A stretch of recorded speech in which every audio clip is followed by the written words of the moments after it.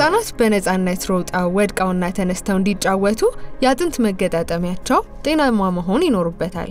ነገር ግን ባልታወቀ ምክንያት ከሰውነት መከላከያ ከሚነሳ መቆጣት የህፃናት ቁርጥማት ወይም የመገጣጠሚያ ብግነት juvenile idiopathic arthritis ወይም JIA ሊከሰት ይችላል። በዛሬው የአዲስ ህይወት ጥንቅራችን በዚህ የልጆች ቁርጥማት ወይም የመገጣጠሚያ ብግነት ላይ ትኩረቱን አድርጓል። መልካም ቆይታ።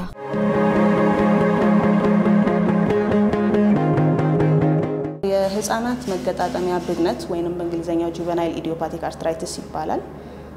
ይህ ማለት ከ16 ዓመት በታች ያሉ ህፃናት ላይ ወይንም ልጆች ላይ የሚከሰት የመገጣጠሚያ ህመም ነው።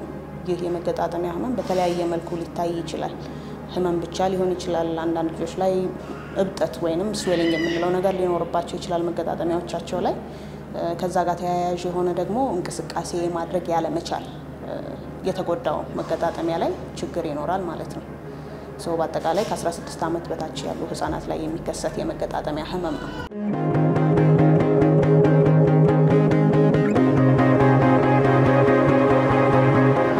መገጣጠሚያ ስንል የተለያዩ የሰውነት መገጣጠሚያ ክፍሎችን ሊጎዳ ይችላል። ይህም ለምሳሌ ትናንሽ እጅና የእግር ጣቶች ላይ ያሉ እነኚህ መገጣጠሚያዎች ሊሆን ይችላል። ትንሽ ከፍ ያሉ ደግሞ ይሄ ሪስት የምንለው ክርን ላይ ያለው ትከሻ ላይ ያለው መገጣጠሚያ፣ ሲቀመጡም ደግሞ መቀመጫቸው አካባቢ ያሉ መገጣጠሚያዎችን ኢቭን የጀርባ አጥንት ላይ፣ ጉልበት ላይ፣ ቁርጭምጭሚት ላይ ያሉ ሁሉንም መገጣጠሚያዎች ሊጎዳ የሚችል በሽታ ነው። ከዛም በተጨማሪ አንገት ላይ ያሉ ችግሮችም ሊያመጣ ይችላል። ስናወራ ምግብ ስንመገብም ደግሞ አፋችን የምናንቀሳቀስበት ለማንቀሳቀስ የምንጠቀማት ትንሽ መገጣጠሚያም አለች። እሱንም ሊጎዳ ይችላል። ያ ማለት ያው እንደየመገጣጠሚያው የሚያሳዩት ምልክት ይለያያል።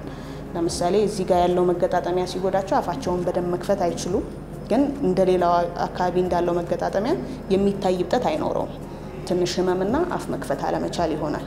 አንገታቸው ላይ ደግሞ ማንኛውም ልጅ ወደ ላይ ቀና፣ ወደ ታች ዝቅ፣ ወደ ጎንና ወደ ጎን መዞር እንደሚችለው አለመቻል፣ ትንሽ ህመም ሊመጣ ይችላል። እዛ ጋር ምንም አይነት እብጠት ብዙ ጊዜ አይታይም።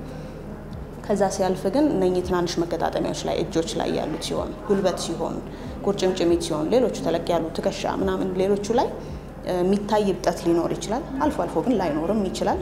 ተያያዥ የሆነ ህመም ከዛም ባለፈ ደግሞ ማንቀሳቀስ ባለባቸው ልክ ማንቀሳቀስ አለመቻል ይኖራቸዋል። ከዛ በተጨማሪ እነኚህ ልጆች ላይ በደንብ የሚስተዋለው ምንድነው? ጧት ሲነሱ ህመሙ በጣም ይብሳል። ሌላ ጊዜ ከሚኖረው በተለየ ምንድነው የሚባለው? እንዲያውም ጧት ሲነሱ ልክ እንደ ሽማግሌ ወይንም እንደ አሮጊት አይነት ስሜት ነው የሚሰማቸው። ቶሎ መነሳት አይችሉም።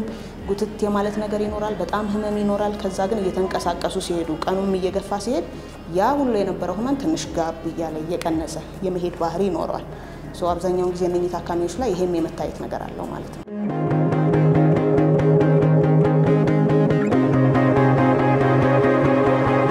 መንስኤዎቹ ወይንም ምክንያቶቹን ስናይ አንደኛው በግልጽ የሚታወቀው ነገር ምንድነው? ጄኔቲክ ፕሪዲስፖዚሽን ወይንም ጄኔቲክ የሆነ ተጋላጭነት አላቸው በዚህ በሽታ የሚጎዱ ታካሚዎች። ያ ማለት ምንድነው? ዘረመል ላይ ያለ የተለየች ለውጥ ወይንም አዲስ ነገር እነሱን የተለየ ለዚህ በሽታ ተጋላጭ ያደርጋቸዋል። ለዚህ ተጋላጭነት ወይንም ያ የዘረመል ችግር ካለባቸው ልጆች ጋር ሲወዳደሩ ከሌለባቸው ልጆች ጋር ሲወዳደሩ ማለት ነው። ከዛ ውጭ ምንድነው? ሰውነታችን ላይ ያሉ በሽታን የመከላከል አቅም ያላቸው ሴሎች አሉ፣ ኢሚዩን ሲስተም ምንለው። ያ ኢሚዩን ሲስተም ኖርማሊ ጀርም ከውጭ ሲመጣ ያንን ጀርም ነው መግደል ያለበትም ይገድለውም። እንደነኛ አይነት ልጆች ላይ ግን ምንድነው የሚያደርገው? በስህተት ያ ኢሚዩን ሲስተም የራሳቸው የሰውነታቸው ክፍል ኢሚዩን ሲስተም ይሄድና መገጣጠሚያዎቻቸውን ይጎዳል ማለት ነው።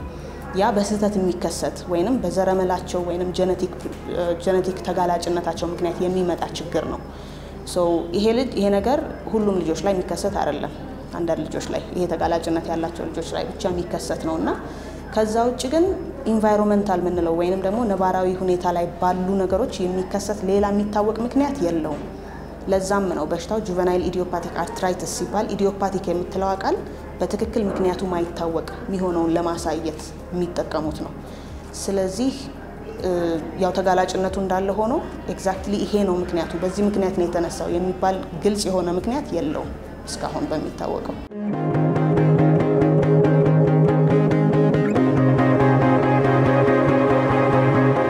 አንድ ምናልባት አጽንኦት መስጠት ያለብን ነገር ካለ እነኚህ ታካሚዎች እንዳልኩ የተለያየ አቀራረብ ነው ያላቸው ጀነራሊ ከ16 ዓመት በታች ያሉ ታካሚዎችን ነው ሊጎዳ የሚችለው ግን ለምሳሌ አሁን ብዙ የተለያዩ መገጣጠሚያዎችን ሊጎዳ ይችላል ብያለሁ ሁሉም ልጆች ሁሉም አይነት ምልክት ይዘው አይደለም የሚመጡት ለምሳሌ አንዳንድ ልጆች ጀስት በተለይ ከ5 ዓመት በታች ያሉት 2 ዓመት 3 ዓመት አካባቢ ያሉ ልጆች ላይ አንድ ጉልበታቸውን ብቻ ሊሆን ይችላል የሚያመው ወይ አንድ ጉልበትና አንድ ቁርጭምጭሚት ላይ ብቻ ሊሆን ይችላል የሚመጣው ምልክት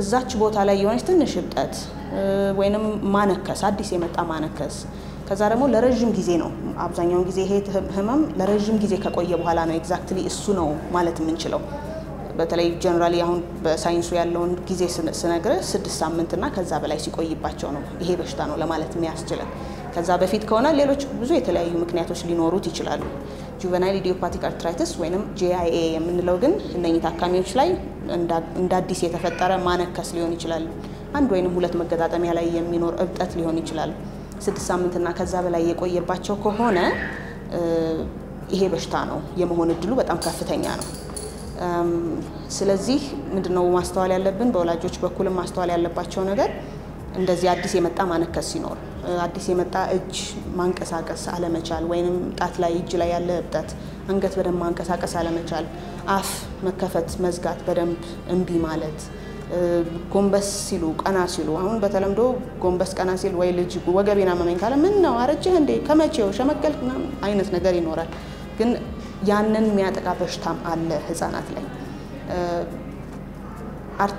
kids have arthritis too ይላሉ ውጮቹ አድቮኬት ሲያደርጉ ምንድነው ህፃናት የመገጣጠሚያ ብግነት አላቸው ህፃናትም ምክንያቱም እኛ ጋር የሚታወቀው ትልልቅ ሰዎች ላይ ነው አይደለ ቁርጥማት አለ ቁርጥማት ትልልቅ ሰዎች ላይ ነው ብዙ ጊዜ የሚታየው እና ልክ አንድ ህፃን ልጅ ወይኔ ጉልበቴን ወይ ወገቤን ምናምን ሲል ምን ነው አርጀህ እንደ አይነት ነገር አለ ግን ያ ህመም ህፃናት ላይም እንደሚከሰት አንድ ማወቅ ያለብን ነገር ነው ግን ላይክ ፕሬዘንቴሽናቸውን ስነግርህ እንደዚህ ያንግ ኤጅ ወይንም ከ5 ዓመት በታች ያሉ ህፃናት ላይ አንድ ወይንም ሁለት ወይንም 3 መገጣጠሚያቸውን የሚጎዳው በጣም አጥኖት ላይ ይሰጠው ይችላል ትኩረት ላይ ይሰጠው ይችላል ኦኬ ትንሽ ማንከስ ጀምራለች መጣ ይላል ጧጧት ከዛ ግን ይተዋቸዋል ኢትስ ኦኬ እየተባለ ሊተው የሚችል ነገር ነው እንደዛ አይነት ነገሮችን በጊዜ ሂደት የራሱ የሆኑ በጣም ብዙ ተጓዳኝ ችግሮች ስላሉት ችላ አለ ማለት ያስፈልጋል ሌሎች ልጆች ላይ ደግሞ በተለይ ከፍ ያለው እድሜ ያላቸው ልጆች ላይ ብዙ መገጣጠሚያዎችን ባንዴ የመጉዳት ነገር ይኖራል እንደዚህ 3ቱን 4ቱን ብቻ ሳይሆን ብዙ መገጣጠሚያዎችን በተለይ የጅጣቶቻቸውን ይቀላቀልባቸዋል እግሮቻቸው ላይ ያሉ ጣቶቻቸውን ይቀላቀላል ጀርባቸው ላይ የሆነ ጉዳት ሊያደርስ ይችላል ከዛው እነኚህ ትልልቅ መገጣጠሚያዎች በየቀድም የገለጽኩልህ ላይም ኢፌክት ይኖራል በአጠቃላይ ከ5 በላይ መገጣጠሚያዎችን ጎድቶ መንቀሳቀስ ከብዷቸው ትምህርት ቤት መሄድ ከብዷቸው ትምህርት አቋርጠው ምናምን የሚመጡ ልጆች ብዙ አሉ እነሱ ላይ እንደዛ አይነት ምልክት ሊኖር ይችላል ከነኚህ ደግሞ ወጣ ባለ መልኩ አንዳንድ ልጆች ላይ ይሄው JIA የምንለው ራሱ ከመገጣጠሚያም ባለፈ ኃይለኛ የሆነ ትኩሳት ሰውነታቸው ላይ መልቀቅ ሆዳቸውን ንፍት ማድረግ የሆድ ውስጥ እባጮች መፍጠር ከዛም ደግሞ አልፎ አንዳንድ የሰውነቶቻቸው ክፍሎች ላይ የንፍፊቶች እብጠት የማምጣት ባህሪም ያለው ሰብ ግሩፕ ምንለው አለ አይነት አለው JIA ስንል እንደ አምብሬላ ነው የምንጠቀመው ብዙ ነገሮች የሚይዝ አምብሬላ ነገር ነው በውስጡ ግን ብዙ ክፍልፋዮች አሉትና አንደኛው ክፍልፋይ አሁን እንዳልኩ እንደዚህ አይነት ምልክት ሊያሳይ ይችላል ሌሎች ደግሞ ከቆዳ በሽታ ጋር ተያይዞ ሶሪያሲስ የሚባል ቆዳ ላይ የሆነ ትንሽ ፈርፈር የሚል አይነት ምልክት ያለ የቆዳ በሽታ አለና ከዛ ጋር ተያይዞ የሚመጣ የመገጣጠሚያ በሽታም ይዘው ሊመጡ ይችላሉና የተለያየ ምልክት ነው ያለው ግን ዋናው ነገር ቤተሰቦች ከዚህ መያዝ ያለባቸው ምንድነው ልጆች የሆነ መገጣጠሚያን አመመኝ አጥንቴን አመመኝ ጧጧት ሸመቀቀኝ አይነት ነገር ካለ ችላ አንበለው ምክንያቱም አብዛኛው ጊዜ ቀለል ያለው ገና ጅምር ላይ የሚመጡት በዚች ምልክት ነው ሲጠነክር ሙሉ በሙሉ ክሪፕልድ ወይንም መንቀሳቀስ ከብዷቸው አልጋ ላይ ሁላ የሚቀሩ አሉ ወደዛ ሲሄድ ያው ቤተሰብ ይዞ ይመጣል ግን እዛ ሳይደርስ በጊዜ ማስተዋል ያለብን ትንሽ መሸምቀቅ ከኖረ ምንድነው ቁርጥማት ኖረኝ ከተባለ ምንም አይነት እንደዚህ አይነት ምልክቶች ካሉ ወደ ህክምና ማዕከል ቶሎ መውሰድ ያስፈልጋል ማለት ነው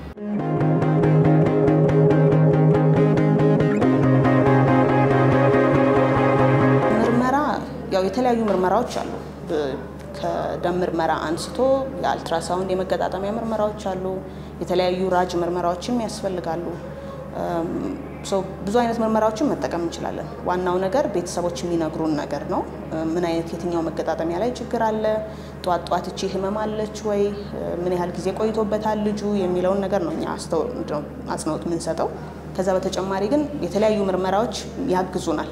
ይሄ በሽታ እንዳልኩ GIA ወይንም የህፃናት መገጣጠሚያ ብግነት ብዙ አይነቶች ናቸው ያሉትና የትኛው አይነት ነው እንደየአይነቱ የሚሰጠው መድኃኒትም ስለሚለያይ መታከም ያለበት ጊዜም አይነቱም ስለሚለያይ ምርመራዎቹ ያግዙናል። የተለያየ የደም ምርመራም፣ ራጅ፣ አልትራሳውንድ የተለያዩ ምርመራዎችን ማሰራት ግድ ሊል ይችላል ክትትል ላይ።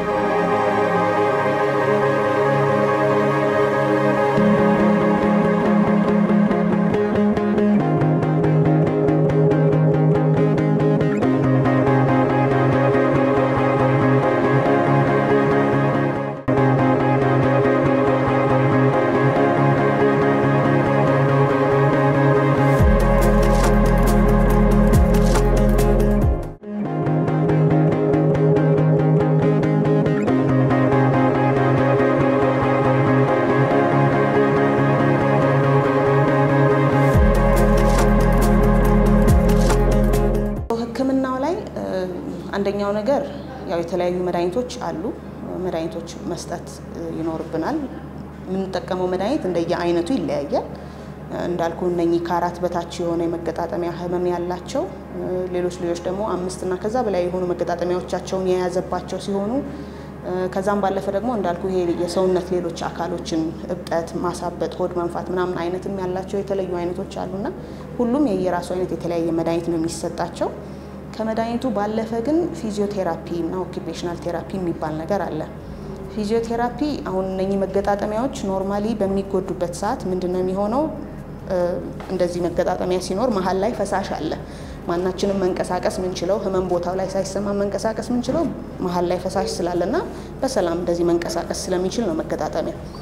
እነሱ ላይ ግን ምንድነው የሚሆነው? ከጊዜ በኋላ ይህ ፈሳሽ ከልክ በላይ ሲበዛ ቦታው ላይ ያለውን መገጣጠሚያ እየሸረሸረ ይሄዳል። ያ ሲያልፍ ደግሞ አጠገቡ ያለውን የአጥንት ክፍልም በጣም እየሸረሸረ ይሄዳል ሳይታከም ሲቀር። ይሄ መሸርሸር በሚኖርበት ሰዓት የሚኖረው ጉዳት በህክምና ብዙም የመመለስ እድል ዝቅ ያለ ነው የሚሆነው። ከመሸርሸሩ በፊት በተለይ ደግሞ የአጥንቱ ክፍል ከመሸርሸሩ በፊት የሚመጡ ልጆች ግን የእንቅስቃሴ መጠኑ የቀነሰባቸው ቢሆንም የመመለስ እድል አለውና ያንን ለመመለስ ፊዚዮቴራፒ ያስፈልጋቸዋል። ያ ማለት ያንን መገጣጠሚያ ምንድነው ፎከስ ያደረገ እንቅስቃሴ ማሰራት ማለት ነው። ያንን ያው የተሻለ ፊዚዮቴራፒስቶች በደንብ ይሰሩበታልና ያ ፊዚዮቴራፒ ግዴታ ነው የሚሆነው። አንዳንድ ልጆች ሙሉ በሙሉ ለምሳሌ ይሄንኛውን መገጣጠሚያ እኛ ስናንቀሳቀስ ስናነሳ ምን ስንልም እንደዚህ እናንቀሳቀሳለን አይደል? ኮምፕሊት ላይ እንቀሳቀስን በቃ እንደዚህ ግትር ብሎ ይመጣል። እንደዚህ አይልም እንደዚህ አይልም። አንገታቸውን ወደ ላይ ከዚህ በላይ ከፍ አያደርጉም፣ ዝቅ አያደርጉም ከዚህ በላይ።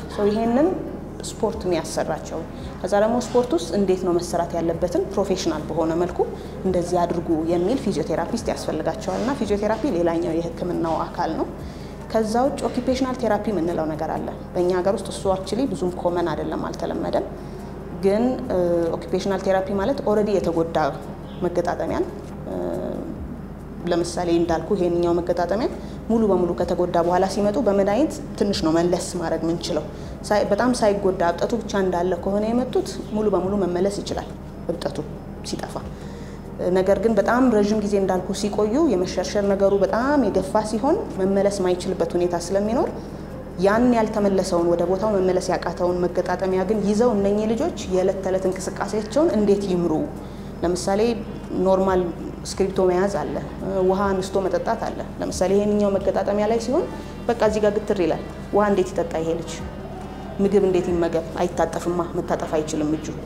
እግሩንም እንደዛው ለምሳሌ ጉልበት በጣም የተጎዳባቸው እንደዚህ ጥፍ ብሎ ሊቀር ይችላል።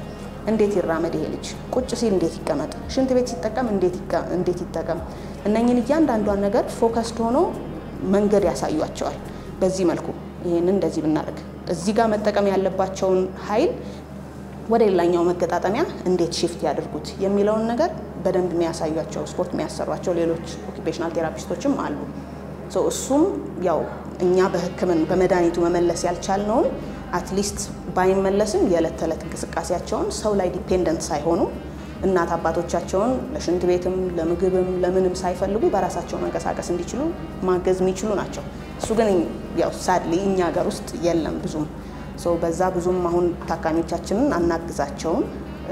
ፊዚዮቴራፒ አለን፣ አንዳንድ መድኃኒቶች አሉ። በቂ በሆነ መልኩ ባይኖረንም ባለን መድኃኒት ያው ማከም የምንችለውን መስጠት የምንችለውን ሕክምና እንሰጣለን ማለት ነው።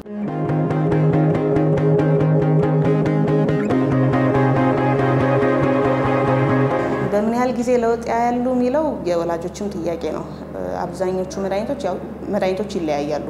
አንዳንድ መድኃኒት አትሊስት ሙሉ እብጠቱ ቶሎ ባያጠፋልንም ያ በጣም ህመም ኖሮ ኮምፕሊትሊ መንቀሳቀስ እንዳይችሉ አድርጎ አልጋ የሚያስይዛቸው ህመም ቶሎ ቀነስ ሊያደርግላቸው ይችላል።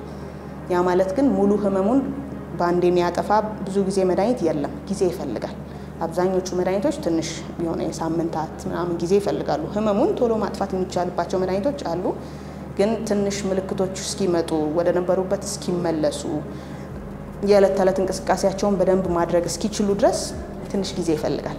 እሱን ያው ለወላጆች በደንብ ማስረዳት ይኖርብናል። እነሱም ቶሎ ተስፋ እንዳይቆርጡ አይሻለውም በቃ ይሄ ትክክለኛው ቦታ አይደለም ብሎ ወደ ሌላ ቦታም እየሄዱ መባከን እንዳይኖር ማስረዳት የሚኖርብን ነገር ነው። ክሊርሊ ይሄ በሽታ ቶሎ ምላሽ የሚሰጥ አይደለም። ምክንያቱም ምንድነው ለምሳሌ ከውጭ የመጣ ጀርም ሲሆን የሆድ ህመም ሲሆን ተቅማጥ ምናምን ሲሆን መድኃኒት ትሰጣለህ፣ ጀርሙን በመድኃኒቱ ባንዴ ትገለዋለህ፣ በአጭር ጊዜ ምልክቱ ይጠፋል አይደለ? ይሄ ግን ከውስጣቸው የሚመነጭ ነው፣ ከውጭ የመጣ ነገር አይደለም። ከውስጣቸው የሚመነጭ ማለት አንደኛ በጄኔቲክ ተጋላጭነታቸው፣ ሁለተኛ ደግሞ ውስጣቸው ያለው ኢሚዩን ሲስተም ስለሆነ ያንን ነገር የሚያጠፋው ኢሚዩን ሲስተማቸው ገለን ማጥፋት አንችልም ማለት ውስጣቸው ያለውን ነገር ማጥፋት ስለማይቻል ቀስ እያልን ማስተኛት ነው ምንለው ላይክ ክሊር ለማድረግ ያለውን ብግነት ወይንም መቆጣቱን እዛ ጋር እየሄደ የሚጎዳውን ኢሚዩን ሲስተም ለጊዜው ማስተኛት ነው የሚቻለው፣ ማጥፋት አይቻልም። ለማስተኛት ደግሞ ጊዜ ይፈልጋል። ያ ከዛ ኮምፕሊትሊ ይጠፋል ወይ የሚለው ነገር ሌላ ጥያቄ ነው። ሙሉ በሙሉ የመጥፋት እድሉ ያው ይለያያል ከልጆች ልጆች። አንዳንድ ልጆች የሆነ ያህል ሕክምና ከወሰዱ በኋላ ከወራት እስከ ዓመታት የሚሆን ሕክምና ነው አብዛኛው ጊዜ ሕክምናው ይቀንስላቸዋል። ከዛ ቀስ እያልን መድኃኒቱን አውጥተን ነፃ የሚሆኑ ልጆች ይኖራሉ። አንዳንድ ልጆች ደግሞ ለረጅም ጊዜ መድኃኒቱን የግድ መውሰድ ሊኖርባቸው ይችላል። ሌሎቹ ደግሞ ያው አብረው የሚያድጉት ነገር ይሆናል ማለት ነው።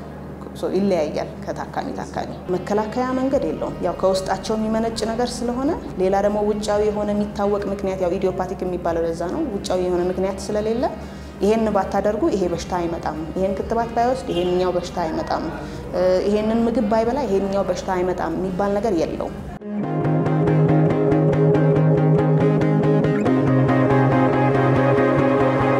በሕክምና ወቅት ከወላጆች ምን እንጠብቅ የሚለውን ነገር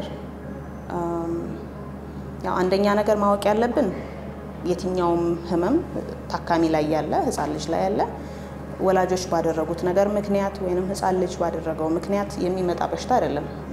እዛው ከውስጣቸው የሚመነጭ ነገር መሆኑን ማወቅ መቻል አለብን። ከዛ ውጭ ደግሞ ለምን የኔ ልጅ የሚል ጥያቄም አንዳንድ ወላጆች ላይ ይፈጠራል እናያለን። ያው አብረውን ስለሆኑ እንደዛም ለማለት አስቸጋሪ ነው። ምክንያቱም እኛ አውቀን ወይንም ወላጆች አውቀው የሚፈጥሩት ነገር አይደለም፣ እነሱ መከላከል የሚችሉትም ነገር አይደለም።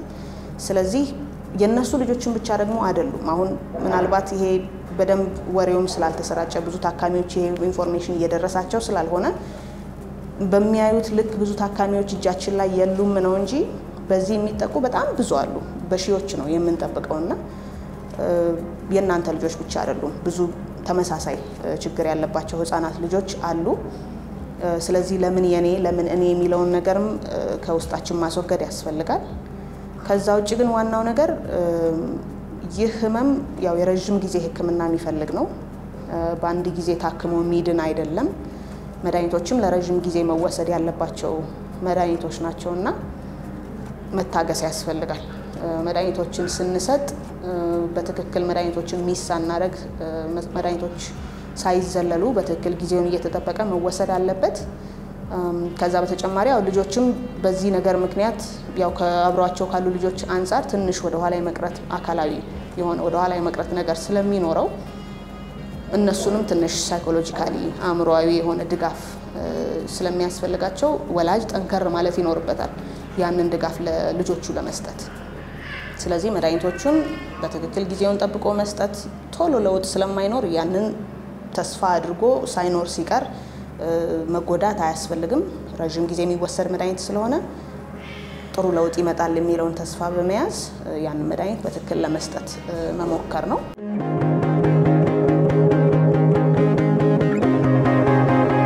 የዛሬው የአዲስ ህይወት ዝግጅታችን ይህንን ይመስል ነበር። በቀጣይ ሳምንት በሌላ ዝግጅት እንጠብቃችኋለን። እስከዛው መልካም ሳምንት።